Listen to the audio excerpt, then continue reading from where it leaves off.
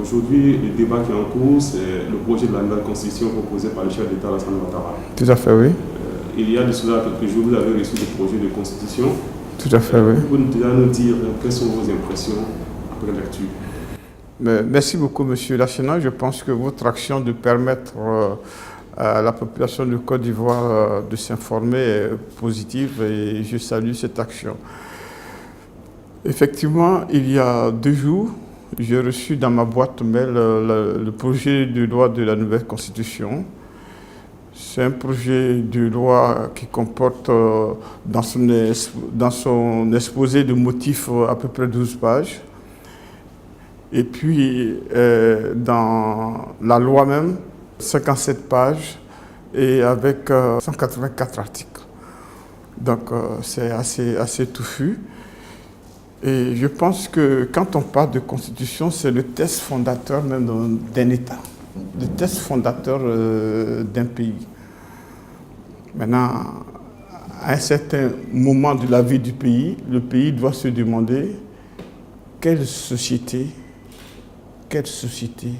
nous voulons. Vous savez que la dernière constitution en date, c'est celle de 2000. Et en 2000 même, il y a eu les élections présidentielles. Si vous vous souvenez très bien, c'était à l'époque du président Guèye. Et au moment de cette élection, qu'est-ce qui s'était passé? Parce qu'il faut faire un diagnostic pour comprendre exactement les différents maux dont souffre la Côte d'Ivoire. Qu'est-ce qui s'était passé? Plusieurs personnalités avaient déposé leur candidature pour être candidats aux élections présidentielles. Il y a des personnalités éminentes qui ont eu leur dossier rejeté. Et ça, il faut avoir ça en tête. Des personnalités éminentes dont le président Henri Konan Bédié plutôt, le président Alassane lui-même, mais qui a rejeté ce dossier. C'est le Conseil constitutionnel. Après le vote, au lieu que l'urne désigne le président de la République, c'est la rue plutôt qui a désigné le président de la République. Et là, il s'agit de quoi comme problème? C'est le suffrage universel. Parce que chaque fois, il faudra qu'on diagnostique les causes réelles du problème. Donc, je parlais d'un problème venant du Conseil constitutionnel et un problème de suffrage universel. En 2010, qu'est-ce qui s'était passé? C'est encore la rue qui a désigné le président de la République. Donc quoi? Problème de suffrage universel. Encore un autre problème dont souffre notre Constitution, c'est le fait que si vous n'êtes pas de la majorité présidentielle, tout ce que la majorité présidentielle va proposer comme loi, vous votez non. Je ne comprends pas. Même si c'est positif, vous votez non. Et supposons que vous soyez de la majorité présidentielle, tout ce que la majorité propose comme loi, même si cette loi a des effets négatifs pour le pays, vous votez pour. Vous voyez? Donc, c'est une constitution qui ne va pas à notre pays. Maintenant, la société doit décider effectivement quelle société nous voulons. On ne peut pas chaque fois aller à des élections et chaque fois il se présente une crise. D'accord? C'est le peuple qui doit désigner son président à travers des urnes. Mais nous, comme je vous l'ai expliqué, il y a un problème du Conseil constitutionnel et il y a un problème de suffrage universel. Maintenant, la constitution qui est proposée par Alassane Ouattara, est-ce que cette constitution résout le problème? Est-ce que c'est la question qui est posée? Est-ce que cette constitution résout le problème? L'ancienne constitution, dans son article 35, disait pour être candidat aux élections présidentielles, il faut être ivoirien de père et de mère. Et ça a beaucoup embêté. Donc tout de suite, il a modifié cet article. Il a dit que pour être président de la République, il faut être de père ou de mère née en Côte d'Ivoire. Le problème est réglé. Le problème est réglé. Je suis totalement d'accord. On ne peut pas diviser les Ivoiriens. Il n'y a pas de demi-Ivoiriens. il a réglé ce problème. Mais en fin de compte, le mobile le plus important qui a suscité le président de la République à faire ce grand projet de réforme constitutionnelle, ce n'est pas l'article 35. Parce que cet article est passé vraiment dans l'alinéa, je crois, 3, deuxième phrase de façon sourdine. Ce qui le motive, c'est le poste de le poste de vice-président. C'est l'élément phare même de cette Constitution. J'aurais pu dire, je suis d'accord. Le projet, il a présenté que dorénavant, le candidat aux élections présidentielles se présente avec un vice-président. Il n'y a pas de souci à cela. Mais le problème, c'est que les élections ont eu lieu en 2015. Quand il s'est présenté, il n'était pas avec son doublon, son colistier. Et qu'est-ce qu'il fait? L'article 50 de la nouvelle Constitution dit que le peuple est souverain. C'est-à-dire que c'est le peuple qui doit désigner son président de la République. D'accord? Mais là, ce président est élu seul. Il n'était pas avec son codicier. Alors, comment il doit rattraper la chose? En bas de la Constitution, il dit exceptionnellement,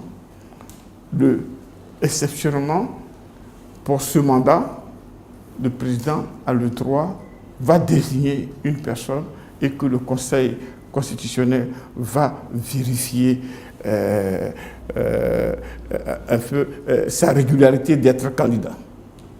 D'accord? Et puis il devient tout de suite le vice-président. C'est là le bât blesse. Parce que le vice-président, en cas de vacant du poste, en cas de vacance du président de la République, c'est le vice-président qui est tout de suite le président de la République. Donc, on s'en va vers un président de la République qui n'aura pas été élu par le peuple. Et ça viole totalement et ça tue totalement cette Constitution. Monsieur le Président, comme vous avez déjà mis les pieds dans le plat déjà, donc je veux vous demander comme ça, vous êtes l'élu du peuple. Est-ce que ce texte répond aux aspirations du peuple? Merci beaucoup. Vous voyez que c'est dommage que nos philosophes ivoiriens n'écrivent pas beaucoup. Ils auraient pu faire le diagnostic des différents mots de la Côte d'Ivoire. Parce que ce n'est pas normal qu'à chaque élection, il y ait une crise. À chaque élection, il y ait une partie de nos concitoyens qui perdent la vie. C'est inadmissible. Mais j'ai envie de vous dire comme ça. Je vais répondre à votre question. Excusez-moi, après vous allez pas. Et la Constitution que nous allons voter, qui va être soumise au peuple, cette Constitution a gardé le Conseil constitutionnel. Le Conseil constitutionnel, il est désigné par le président de la République. C'est-à-dire que d'office, il est inféodé au président de la République. Ça, c'est un gros problème pour notre pays. Parce que chaque fois, s'il y a des décisions qui vont à l'encontre du président de la République, le Conseil constitutionnel ne validerait pas. Alors que c'est lui qui est le garant même du respect de la Constitution. Ça, c'est un premier point. Cette Constitution garde aussi un élément important, le suffrage universel. Mais il faudra qu'on sache c'est quoi le suffrage universel. C'est quand même capital.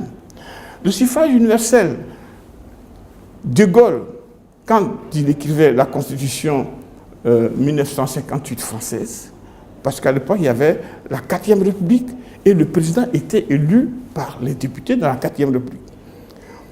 Mais la France a 200 ans de démocratie derrière. Et ça créait tellement d'instabilité. De Gaulle a fait modifier la Constitution, il a mis le suffrage universel. Mais à cette époque, il y avait un de nos compatriotes qui était à côté de Gaulle, Houphouët-Boigny. Houphouët-Boigny, investi de la présidence de la République de Côte d'Ivoire, copie intégralement cette Constitution française. Le président est élu au suffrage universel. Mais l'astuce du Houphouët-Boigny, c'est que c'était le parti unique. Le parti unique, une seule personne se présente, on va le publiciter, ça passe. Mais souvenez-vous très bien que lorsqu'on avait notre première constitution, à l'époque du Faubourg, la première élection ouverte en 90, il y avait eu une crise. Il y avait une crise. Est-ce que vous vous souvenez, peut-être vous étiez encore très jeune, il y avait une crise. Pourquoi? Parce que quand deux personnes se présentent, il y a toujours des gens qui disent non, c'est celui-là qui a gagné, non, c'est l'autre qui a gagné. Ça, le suffrage universel, mon cher jeune frère, ça ne va pas à la Côte d'Ivoire. Mais malheureusement, le suffrage universel a encore de très beaux jours devant lui parce qu'il est maintenu dans cette constitution. Vous vous souvenez qu'en 2015, il y a eu la grande crise. Non, 2010, il y a eu 3000 morts. C'est dû au suffrage universel. C'est un peu comme un grand match de football, finale Coupe du Monde, la Côte d'Ivoire en finale. Vous voyez, même les hors-jeux, quand c'est justifié, vous allez toujours dire non, c'est pas non. Même les pénaltys, même les tirs, vous voyez, c'est un peu comme ça le suffrage universel. Donc il faut qu'on choisisse un autre moyen pour désigner notre président. Donc, il y a... Quel moyen que vous proposez? Quel moyen je propose? Merci beaucoup. Vous voyez que dans le monde entier, il y a des pays qui sont très stables. Les États-Unis, stables. Les États-Unis, quel système ils pratiquent? Ils pratiquent, c'est un État fédéral. La Suisse, c'est un tout petit pays de 41 000 km². C'est-à-dire que 8 fois plus petit que la Côte d'Ivoire est fédérale. Mais sa constitution date de 1800, simplement que la dernière qui a été modifiée en 89. Les grands pays comme l'Inde, pays fédéral, est-ce qu'il y a des troupes? L'Inde compte plus de 1 milliard d'habitants. Ah, d'accord. Donc je pense qu'il fallait fractionner notre mode de désignation en Côte d'Ivoire. Créer des groupements de territoires, au moins 8, ça j'en ai présenté dans mon projet. Et puis chacun élit son gouverneur. Et on fera plus de grandes campagnes qui vont nous diviser. D'accord? Le président sera désigné, sera à tour de rôle, au niveau des gouverneurs. Et là, on rentre dans une stabilité irréversible, durable. C'est ce qu'il faut à la Côte d'Ivoire. Mais je comprends que nos compatriotes ne soient pas assez informés. Mais je suis encore surpris parce que le président Alassane Ouattara est une personne qui a beaucoup souffert pour être président de la République. Le dernier président ivoirien pour qu'il accède à ce poste, il y a eu 3000 morts. Mais je pense qu'il aurait dû tirer une leçon. Vous voyez que le président crée une constitution qui aurait pu passer. Mais à la fin, il bousille la chose. Exceptionnellement, je vais désigner mon vice-président, qui ne sera pas élu, mais il a la possibilité d'être président de la République. Ça irrite. Je ne peux pas comprendre que des experts, des éminents juristes puissent commettre une telle erreur. À peine même on applique la Constitution, on la viole. Je pense qu'on aurait pu mettre exceptionnellement pour ce mandat le président de l'Assemblée nationale assurera l'intérim en cas de vacance. Le président de l'Assemblée nationale est un élu. Il va y avoir le Sénat. Le Sénat, ce sont des élus, 2/3 de ses membres élus. Ne pas admettre que dans un pays, ça ne s'est passé nulle part au monde qu'un non-élu soit président de la République. En plus, dans le texte, il a dit que, en cas de vacance du président de la République, le vice-président, que exceptionnellement il ne sera pas élu, si aussi il y avait des événements exceptionnels qui ne soient plus là, c'est le Premier ministre. Mais le Premier ministre n'est pas élu. Pourquoi est-ce que notre président de la République n'aime pas les élus? Le président de l'Assemblée nationale est un élu. Le président du Sénat est un élu. D'accord. le pouvoir appartient au peuple. Et il faut respecter ce peuple, je pense. On passe de la monarchie présidentielle à la monarchie présidentielle héréditaire. Donc ça, c'est un point qui fera vraiment l'objet de débats très jouleux. Maintenant, c'est vrai aussi qu'il faudra que l'article sur la désignation du président du Conseil constitutionnel. Le président ne peut pas désigner à lui tout seul. Le président du Conseil constitutionnel et les 6 conseillers qui composent le Conseil constitutionnel. C'est pas normal. Pourquoi ne pas laisser, puisqu'on veut créer un État durable, le président peut désigner le président du Conseil constitutionnel, le président de l'Assemblée peut désigner, les opposants peuvent désigner au moins 2 ou 3 conseillers. Ça équilibre. Il y a l'article sur la Cour des comptes. À mon humble avis, je pense que le président de la Cour des comptes doit être de l'opposition. Et le président de la Cour des comptes, s'il est de l'opposition, je pense qu'on aura fait un grand pas de démocratie. Malheureusement, Monsieur le Président, l'opposition ne critique pas le projet de texte dans le fond, mais c'est sur la forme. Moi, je parle, mais je ne suis pas entendu parce que j'ai mis un parti politique en place, j'attends qu'il sorte. Parce qu'il ne suffit pas de dire la chose est mal faite dans la forme. Mais qu'est-ce que vous proposez? Ils n'ont pas d'idée. Donc ils tournent en rond. Mais si vous tournez en rond, que vous ne faites pas, le président vous a reçu, vous ne faites pas de bonnes propositions au président, mais c'est sûr qu'on duplique toujours ce qui ne marche pas en Côte d'Ivoire. Je vais jouer le rôle de l'opposition. Parce que je pense que le pays, nous devons le construire ensemble.